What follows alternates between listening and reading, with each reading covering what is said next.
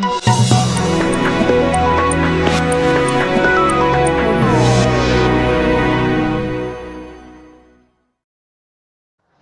அலைக்கும் வரஹ்மத்துல்லாஹி வபரகாத்துஹு. மக்களே, என்ன செய்யலாம், சோமாய்க்கிறீங்களா?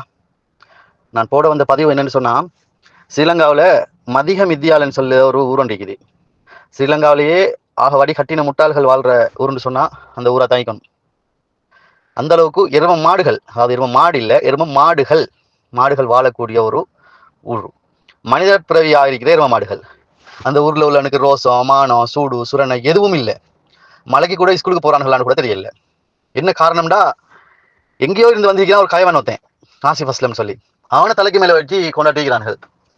கொண்டாட்டி மாரையும் கூட்டி கொடுப்பானுங்களோ தெரியல. பச்சையா சொல்ல போனாக்கா அந்த முட்டாள் அம்ஜத் மூலம் இருக்கிறான். அவன் அதை விட மோசமான எரும மாடு. அவன் ஓதினானா இல்லாட்டி என்னத்தை செஞ்சான்னு தெரியல, அரவாசியில ஓடி வந்தானு கூட தெரியல. அந்த அளவுக்கு வடிகட்டின முட்டாள்கள் வாழ்ற ஊருன்னு சொன்னாக்கா அந்த மதிகம் வித்தியாலயம் தான். அந்த உலமத்துல் உலமான்னு சொல்ற மதரசாட பேரையும் இல்லாமாக்கி அந்த ஊர்ல உள்ள அந்த மதரசாவை கேவலப்படுத்திக்கிறானுகள். மதரசா பிள்ளையில பிச்சை எடுக்கிற மாதிரி காட்டுறானுகள். என்னென்ன அநியாயங்கள்லாம் செய்யணுமோ அந்த மதரசாவில் எந்த மதரசாவிலையும் செய்யாத கூத்து அந்த மதரசாவில் செஞ்சுட்டு இருக்கிறாங்க. வாழ்க்கையில இந்த மாதிரி ஒரு மதரசாவை நான்டா கண்டில்லை. ஆசிஃப் அஸ்லம் எப்படின்னு சொன்னா, அவன் வந்து பெரிய மினிஸ்டர், அவன் பெரிய இந்த விஐபி. அவன் அந்த அளவுக்கு தான் தலையில தூக்கி கொண்டு வச்சுட்டு இருக்கிறார்கள். அவனுக்கு பொண்டாட்டி மாதிரியும் கூட்டி கொடுப்பாங்க அந்த ஊர்ல உள்ளவர்கள். அவன் சொல்றதுக்கெல்லாம் தலையாட்டி பொம்மைகள். இவர்கள் இனத்துக்கு பிறந்தானுகளே வேஸ்ட் ஆகிக்குது. ஜாலியா காலத்துல கூட இப்படி இருக்கல போல நான் நினைக்கிறேன். என்னன்னு சொன்னா, புதுசா ஒன்று ஆரம்பிச்சுக்கிறான். எப்படி மஸ்ஜித் கட்டப்படும், பிரேயர் ரூமா. இப்போ பிரேயர் ரூம் கட்டுறான். எப்படின்னு சொன்னாக்கா, பள்ளி முன்னுக்கு இருக்குது, ரோட்டை தாண்டினா பள்ளி. ஒரு 50 அடி கூட இல்லை, ரோட்டை தாண்டினா பள்ளி. அதுலேயே தொழுறதுக்கு 5 நேரம் ஆள் இல்லை. உனக்கு இன்னொரு பள்ளி கட்டணுமா? இது பள்ளி. இவனுக்கு வருமானம் இல்லை. அந்த வருமானம் இல்லாதாலே ஏதாவது செய்யணும். நம்ம அந்த மதரசாவில் அடுத்த நோம்பு வரைக்கும் உழைச்சிட்டே இருக்கணுமே. அதனாலதான் இந்த மதரசாவை கட்டுற பேர்ல சல்லியே உருவாக்கிட்டு இருக்கிறான். பாருங்க எவ்வளவு முடியுது. இந்த பள்ளி கட்டுறதுக்கு எவ்வளவு தான் முடியும்னு சொல்லி ஒரு வார்த்தை பேசல. கொஞ்சம் கொஞ்சமா நீங்க தாங்க, கொஞ்சம் கொஞ்சமா தந்தா எனக்கு நிறைய களவு எடுக்கலாம். அதுதான் உண்மை. அதை பார்த்துட்டு நேற்று அடிக்கல் வைக்கிறாங்க. எப்படி அடிக்கல்ல வச்சு செங்கல்ல என்ன துவா ஓதுறாங்களாம். ஏதாவது மசூரா நடந்தாலும், ஏதாவது ஒரு கூட்டம் நடந்தாலும், எது செஞ்சாலும் சுபான களிமா தான் ஓதுவாங்கன்னு கேள்விப்பட்டிருக்கிறேன். இது துவா ஓதுறாங்க. அதுக்கு எப்படி அவன் சொல்றான், உங்களோட வாழ்க்கையில எல்லாம் பறக்க செய்யட்டும், உங்களோட தாய் தாப்பட கபரை விசாலமாக்கட்டும், வெளிநாட்டில் உள்ளவங்க சொல்லி தராங்க. ஆனா நான் ஏதாவது கொமாண்டல் அடிச்சாக்கா, பேக் கொமாண்டல் இவனை பத்தி ஏதாவது தவறா உண்மையை சொன்னாக்கா இவன் கூடாது, இவன் நல்லவன் இல்லைன்னு உண்மையை சொன்னா எப்படி தெரியுமா? நீ வெளிநாட்டுல இருந்துட்டு பிச்சை எடுக்கிறாய்டா, உன்னை பொண்டாட்டி உள்ள எங்க விட்டுட்டோ அங்க நீ பிச்சை எடுக்கிறாய்டா, நீ இப்படிடா வெளிநாட்டுல பிச்சை எடுக்கிற நாய்டா அப்படி இப்படின்னு பேசுறான். ஆனா வெளிநாட்டுல பிச்சை எடுக்கிறவன்ட்டு தானே நீ பிச்சை எடுக்கிறாய், நீ பிச்சை எடுத்து வாழ்றாய். அப்படி பார்த்தா நாங்க ரெஸ்பெக்டா உழைச்சு நாங்க ரெஸ்பெக்டா அனுப்புறாங்கடா உனக்கோ. நீ அவங்க சல்லியில தானே நீ களவு எடுக்கிறாய். கல்லனே, கபோதியே, நீ ஒரு முனாஃபிக்டா, நயவஞ்சகண்டா. உன்னோட தொழில் என்னடா? உன்னோட தொழில் என்னன்னு கேட்டா சொல்லுவாய் கமிஷன் அடிக்கிறேன். ஒருத்தர் சொல்லுவாய் 10 வீதம், இல்லைன்னு சொன்னா 20 வீதம் சொல்லுவாய். இதான் உன்னோட கமிஷன். அந்த ஊர்ல உள்ள மடையன்களுக்கு நீ சல்லியை கொடுத்தா வச்சுக்கிறியா, இல்லாட்டி என்னத்தை ஊதி தெரியாதுல. அவனுங்களும் மடையன் மாதிரி ஒன்று பேச்சு தான் கேட்கிறார்கள். அம்ஜத்தின் தெரிவிக்கிறான். அந்த மாதிரி பிரின்சிபல் மண்டபஜிலிட மகனாம் அவன். அம்ஜத்தான மகன் ஆசிஃப் அஸ்லம். அவனுக்கு ஒரு பெலாயுமே கத்தமுமே விளங்காது. எனத்துக்கு தான் அந்த மதரசால பிரின்சிபல்லா போட்டு வச்சுக்கிறாங்க தெரியா? அதாவது வந்து ஒரு மதரசான்னு சொன்னா, ஒரு பள்ளி வாயில்னு சொன்னா வக்குப் செய்யப்பட்டதா இருக்கணும். வக்குப் செய்யப்பட்ட சொத்துன்னு தான் சொல்லுவாங்க. இது அம்ஜத்திர பேர்ல தானே ஒப்பிடிக்கலாம். இது எந்த விதத்துல நியாயம்? அப்ப அந்த மதரசா எல்லாமே அம்ஜத்துக்கு தான் பொறுப்பு. வடிகட்டின முட்டாள்களும் சல்லி அனுப்பிட்டிருக்கிறாங்க. மக்கள் வந்து தெளிவில் அமைக்கிறாங்க. என்னன்னு சொன்னா, மக்கள் வந்து எப்படின்னு சொன்னாக்கா அந்த முட்டாள்களாவே பழகிட்டாங்க இருந்து. ஏதாவது ஒரு ஏதாவது ஒரு பேக் கொமாண்டுகள் அடிக்கிறான். அடுத்தது வந்து ஏதாவது போஸ்ட் ஒன்று போடுறோம்னு சொல்லுங்களேன், சும்மா ஜோக்கா காமெடி, அதுக்கு லைக் பண்றதுக்கு ஆள் இருக்குது. நல்லவ மாதிரி நடிக்கிறவனுக்கு லைக் பண்றதுக்கு ஆள் இருக்குது. மாஷா அல்லா, பாரக்கல்லா, தபாரக்கல்லா, மாஷா அல்லா, மாஷா அல்லான்னு தான் போகும். ஆனா உண்மையை சொன்னாக்கா அதுக்கு லைக்கும் இல்லை, கொமாண்டும் இல்லை. அவ்வளவுக்கு புத்தி இந்த இதா இருக்குது மக்கள்ற. ஏண்டா இந்த சோசியல் மீடியா, இந்த ஃபேஸ்புக், டிக்டாக் இல்லாட்டி ஆசிஃப் அஸ்லம் எப்பயோ செத்துட்டு இருப்பான். அவன் அந்த டிக்டாக்கையும் ஃபேஸ்புக்கையும் வச்சுதான் அவன் உழைச்சி வாழ்ந்துட்டு இருக்கிறான். சரியா? மக்கள்கிட்ட சல்லியில அவன்கிட்ட எத்தனையோ லட்சம் சல்லி இருக்குது, இல்லாம இல்லை. எத்தனையோ விஷயங்கள் அவன் கல்ல வேலை செய்யலான்னு பிடிபட்டிருக்கிறான். மக்களுக்கு விளங்குது இல்லை. அதாவது அந்த ஊர் மக்கள் அதை விட மடையன்கள், எதுவும் மாடுகள். அந்த ஊர்ல உள்ளவனுக்கு படிப்பறிவும் இல்லை, ஸ்கூலுக்கும் போயில்ல. என்ன அந்த ஊர்ல புத்திஜீவிகள் இல்லையா, உலமாக்கள் இல்லையா, படிச்சவங்க இல்லையா, நல்லவங்க மனிதர்கள் இல்லையா? அன்னைக்கு நான் தெரியல. ஏன்னா அதிகமாக மடையர்கள் இருக்கிற ஊருன்னு சொன்னா மதிய வித்தியாலயம் தான் நான் சொல்லுவேன். இனியாவது விழி தெலுங்குங்கடாவாப்பா, இனியாவது கொஞ்சம் புத்தியோட வாழுங்கடாவாப்பா. அந்த மதரசால ஓதுற பிள்ளைகளுக்கு முதல்ல யாசின் சூரா ஓத தெரியாதுன்னு நான் கேள்விப்பட்டேன். எத்தனையோ பிள்ளைகள் அந்த மதரசால இருந்து வந்து இருக்கிறாங்க. எனக்கு இந்த மதரசால ஈக்கலாது, ஆசிஃப் அஸ்லமால இவன் வந்து வீடியோ எடுக்கிறான், என்னண்டாலும் அப்படி செய்ய சொல்றான், இப்படி செய்ய சொல்றான்ட்டு வேற மதரசால போய் ஓதுற வரலாறு இருக்குது. நாங்க எல்லாம் தேடி பார்த்துக்கிறோம். இல்லாம இல்லை. இவன் வந்து எப்படின்னு சொன்னா ஒரு வருமானம் இவனுக்கு இன்கம் இதுல தான். அதாவது வந்து மதரசா கட்டுறதுக்கு இப்ப மேக்சிமம் 20 லட்சம் ரூபாய் முடியுதுன்னு சொன்னா இவன் வந்து கமிஷன் 20 லட்சம் ரூபாய் அடிப்பான். இதுதான் அவனோட லைஃப். இதுலதான் அவன் வாழ்ந்துட்டு இருக்கான். இது இல்லாட்டி இவனுக்கு இதை விட்டாக்க அவன் மனநோய் ஆயிடுவான். இவனுக்கு அந்த ஸ்மார்ட் போனும் அந்த என்ன சன்கிளாஸும் இல்லைன்னு சொன்னா இவன் வந்து மனநோய் ஆயிடுவான். இது ரெண்டாலையும் தான் வாழ்ந்துட்டு இருக்கான். எத்தனை பேர் அடி வாங்குறானோ தெரியல. டே நாசமா போனவர்களே, இனி அது கொஞ்சம் விழிச்சு புத்தியோட வாழுங்கடா அந்த ஊர்ல உள்ளவர்களே. எனவே ஆனவரை சொல்லிவிட்டோம். எங்களால முடிஞ்ச அளவுக்கு நாங்க சொல்றோம். புத்தியா நீங்க தான் யோசிச்சு பார்க்கணும். இதை வந்து ஷேர் பண்ணுங்க. இது உங்களுக்கு வந்து ஒரு விழிப்புணர்வு. ஷேர் பண்ணா உங்களுக்கு நன்மை இருக்கு. எத்தனையோ பள்ளி வாசல கட்டி இன்றைக்கு பள்ளியில தொழுறதுக்கு ஆள் இல்லை. பால் அடைஞ்சு போகுது. எலிப்புழுக்கையும் குருவியும் புறாவும் பேண்டுட்டு போகுது. பால் அடைஞ்சு போகுது. சுபோக தொழுகைக்கே 4 பேர் இல்ல. இமாமையும் மோதினையும் இன்னும் 2 பேரையும் சேர்த்தா இப்படியா ஒரு பள்ளி ஒன்று தேவையா? சும்மா பொய்க்கு தானே மக்கள் காசை போட்டு இந்த எத்தனையோ ஏழை குமார் இருக்குது கல்யாணம் கட்டுறதுக்கு. இந்த எத்தனையோ விஷயங்கள் இருக்குது. இவனுக்கு தான் நீங்க சல்லி அனுப்பணுமா? உங்களோட குடும்பத்தில் உள்ள எத்தனையோ பிரச்சனை இருக்கு பாருங்கடாப்பா. உங்களோட குடும்பங்களை பாருங்க. உங்களோட சகோதரங்களுக்கு பிரச்சனை இருக்கும் பாருங்க. அண்டை வீட்டார்களுக்கு இருக்கும் பாருங்க. உங்களோட ஊர்ல இருக்கும் பாருங்க. இவனை நம்பி நீங்க சல்லி அனுப்பாதீங்க. இவன் ஒரு கள்ளன். இவனுக்கு அனுப்பினத்துல உங்களுக்கு எந்த நன்மையும் கிடைக்க போறது இல்லை. எனவே உங்களால முடிஞ்சதை ஷேர் பண்ணுங்க. அந்த மர மண்டை எரும மாட்டு மூதவிகள் அந்த ஜாகிலியா காலத்துல இருக்கிற மக்கள் இதை புரிஞ்சு கொள்ளுங்க. எரும மாடுகள் மறிக்காதீங்க. சோத்து மாடுகள் அவன் வந்து ஒருத்தருக்கு சோத்தை போட்டு வளர்த்துட்டு இருக்கிறான். காசு கொஞ்சம் கொடுத்து வளர்த்துட்டு இருக்கிறான். அதாவது வந்து பைத்தியக்காரன் ஆயிட்டாங்க அந்த ஊர்ல உள்ளவனும் இவன் பேச்சை கேட்டு இதே எங்க போய் நிக்க போதுன்னு எனக்கு தான் தெரியல. எனவே எங்களால் சொல்லக்கூடியதை நாங்கள் சொல்லிட்டோம். நீங்க புரிஞ்சு நடக்கக்கூடியது உங்களை கையில தான் இருக்குது. அஸ்ஸலாமு அலைக்கும். அஸ்ஸலாமு அலைக்கும் வரஹ்மத்துல்லாஹ். உலகத்துல பலவிதமான தான தர்மங்களை, சதக்காக்களை, நன்கொடைகளை செஞ்சு கொண்டிருக்கிறாங்க. அது வந்து இஸ்லாத்துல மட்டுமல்ல, எல்லா மதத்தினரும், எல்லா மனிதர்களும் அவங்களால ஏந்திய உதவிகளை தேவையுடையவங்களுக்கு செஞ்சு கொண்டிருக்கிறாங்க. இது உலக இந்த விஷயம். சிறிதாகவோ பெரிதாக கொடுத்து கொண்டிருக்கிறாங்க. எல்லாத்திலும் ஒரே நோக்கம் என்னென்னா, ஒன்று மனிதாபிமானம் அடிப்படையில் இருக்கும், அல்லது மதத்தை அடிப்படையாக வச்சிருக்கும். மறுமை வாழ்க்கையில நல்லதை நாடி தன்னை மறுமையில தன்னை உயர்த்தி கொள்றதுக்காக வேண்டி, பாதுகாத்துக் கொள்றதுக்காக வேண்டி தான தர்மம் செய்வாங்க. இப்படியெல்லாம் உலகத்தை தான தர்மம் நடக்குது. உண்மையிலே இதை வந்து இந்த தனவந்தர்களுடைய அந்த மனோபாவத்தை, அந்த அந்த நல்ல காரியத்தை, அந்த கைண்ட்னஸை வந்து வீக்னஸாக பயன்படுத்தி ஒரு சிலர் வந்து இன்றைக்கு வேட்டையாடி கொண்டு இருக்கிறாங்க. இந்த தான தர்மம் என்ற உலகத்தில் ஒரு சில வேட்டை நாய்கள் வந்து வேட்டை நரிகள் இருக்கிறாங்க. அதில் ஒன்று தான் இந்த ரவுலத்துல் உலமா மதரசாவும் அதனுடைய நிர்வாகமும் அதில் உள்ள சில அடிவருடிகளும். அந்த வகையில் பார்க்க போனால் இந்த மண்டபஜில் என்றவர், உண்மையிலே அவனுடைய பேரை சொல்லக்கூட இது இல்லை, விருப்பம் இல்லை. அன்றவன் வந்து அதுக்குள்ளே புகுந்து இன்றைக்கு நல்லா வேட்டையாடி கொண்டு இருக்கிறான். நல்ல அந்த மாதிரி வேட்டையாடி கொண்டு இருக்கிறான்.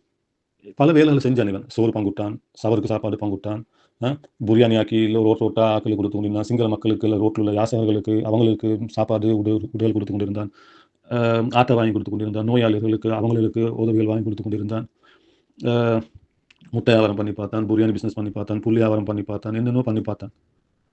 கடைசியாக வந்து புழுந்த இடம் இந்த மதரசா. நல்ல ஒரு பிஸ்னஸ் ஸ்பாட், ஒரு business centre, best business centre தான் இந்த ரவுலத்துல் உலமா மதரசா தான். இலங்கையில் 100கணக்கான 300க்கும் மேற்பட்ட அல்லது 400 கிட்டத்தட்ட 450-400 மதரசா இருக்கிறேன்னு நினைக்கிறேன். எந்த மதரசாலையும் இது மாதிரி ஒரு இந்த செயற்பாடு நான் காணவே இல்லை, இதுவரைக்கும் காணலை. பல மதரசாக்கள் இப்படி ஆசனம் கேட்டதாக இல்லை. நீ உண்மையிலே இதில் ஓதுற புள்ளைகளும் பாவம், அந்த ஊரும் பாவம். என்னென்னு சொல்கிறேன் விளங்குதில்லை. பல முறை எத்தனையோ சகோதரர்கள் எடுத்துக்காட்டு சொல்லிட்டாங்க. இவனை கேட்குற மாதிரி திருந்துற மாதிரி விளங்கலை. உண்மையிலே இஸ்லாத்துக்கும் இந்த மதரசால படிக்கிற மௌலிமாரு படிச்சு கொடுக்குற மௌலிமாருக்கோ ஒன்றுக்குமே சம்மந்தம் இல்லாத மாதிரி எனக்கு அந்த விளங்குது.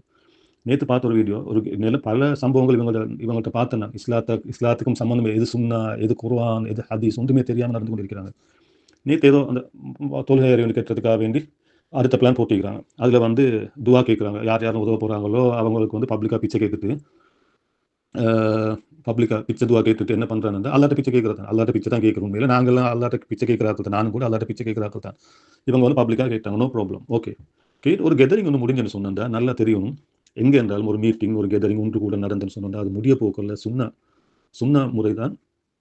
சுப்ஹானக்கல்லாஹு வ பிஹம்திக அந்த துவாவை ஓதித்தான் ஒரு கெதரிங் முடியும். இது துவாவை கேட்டு முடிஞ்சா ஸல்லல்லாஹு எங்கடா படிச்சிங்க இதெல்லாம்? ஒரு 40 வருஷமா அந்த மதரசால குப்பை கொட்டுறீங்க, 40 வருஷமா அந்த மதரசால ஓது குடிக்கிறீங்க.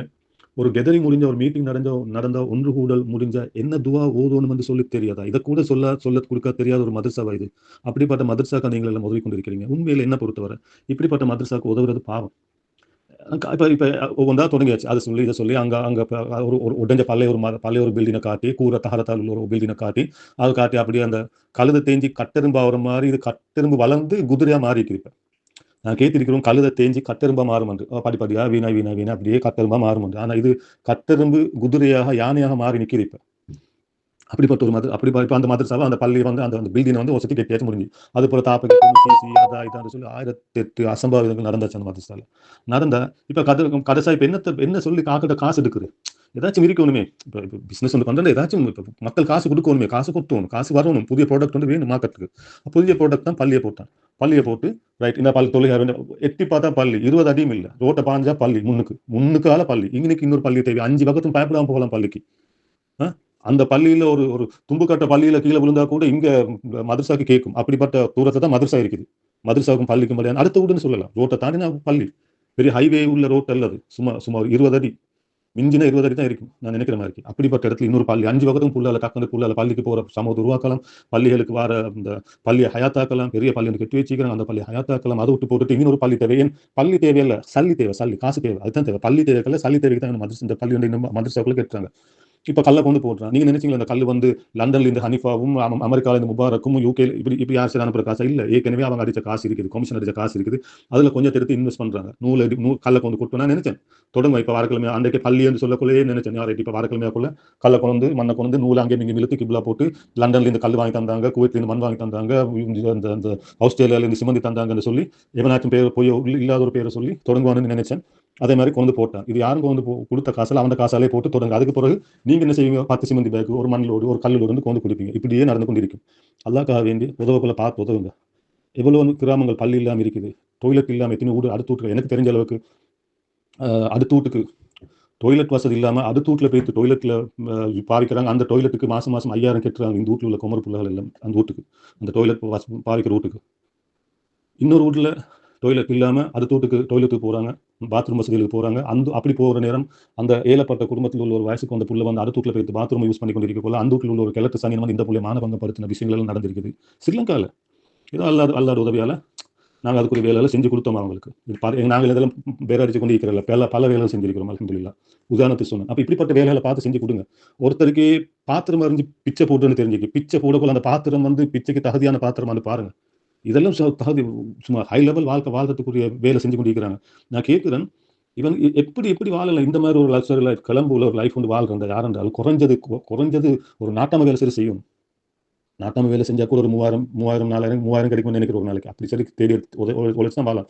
ஒரு வாழ்க்கையும் வாழாம புள்ளைய வந்து ஒரு பெரிய பிரசித்தி பெற்ற ஸ்கூலுக்கு அனுப்ப இயலுமாண்டா, இப்படி ஒரு வாழ்க்கை வாழ இயலுமாண்டா, போற இடமெல்லாம் அள்ளி காசு கொடுக்க இயலுமாண்டா சொன்னா எப்படிப்பட்ட வருமானம் இருக்கும். அப்ப அதுக்குரிய எல்லா வேலைகளையும் இந்த அந்த காசை தேடுறதுக்குரிய ஒரே தளமாக இந்த மதரசா பாய்ச்சி கொண்டிருக்கிறேன். அதனால இந்த மதரசாவுக்கு உதவக்கொள்ள கொஞ்சம் பார்த்து உதவுங்க. முக்கியமாக இந்த மதரசாவுக்கு இவன் மூலமா உதவக்கொள்ள 1க்கு 2 தனம் யோசிங்க. நீங்க உதவுறது என்ன, நான் ஒரு சிமெண்ட் பேக் தானே கொடுக்குறேன்னு பார்க்க வேணாம். நீங்க ஒரு பேக் சிமெண்ட் கொடுக்குற மாதிரி 1000 பேர் கொடுத்தேன்னு சொன்னா அந்த காசு சரி முடிஞ்சு. அல்லாஹ்க்காக வேண்டி 1க்கு 2 தனம் செய்யுங்க. உங்களோட தான தர்மங்கள் அல்லாஹ்விடத்துல ஏற்புடையதா இருக்கும். நீங்க கொடுத்ததுக்கு மட்டும் அல்ல உங்க நன்மை கிடைக்கும்னு நினைக்காதீங்க. நீங்க உயரத்துக்கு கொடுக்காட்டி அதுக்குரிய கேள்வி எனக்கு உங்களுக்கு அல்லாஹ் இருக்கிறத கட்டாய மனசுல வச்சுக்கோங்க. அஸ்ஸலாமு அலைக்கும். நாயாய் மனிதன் பிறந்திருந்தாலும் நன்றி எனும் குணம் நிறைந்திருக்கும். அவனே குருவெடுத்தாலும் தெரிந்திருக்கும். காற்றை யாவது வளர்ந்திருக்கும். காத்தாயிருந்தால் கருகடமாவது பயிரிருக்கும். ஆதரிவுடனே வேற்றும் பார்க்கும் அறிந்தே மனிதன் பிறந்து விட்டான். அந்த 6ஆம் அறிவை தேர அறிவாய் அவனே வெளியிட்டான். ஏதோ மனிதன் பிறந்து விட்டான், அதேதோ மரம் போல் வளர்ந்து விட்டான்.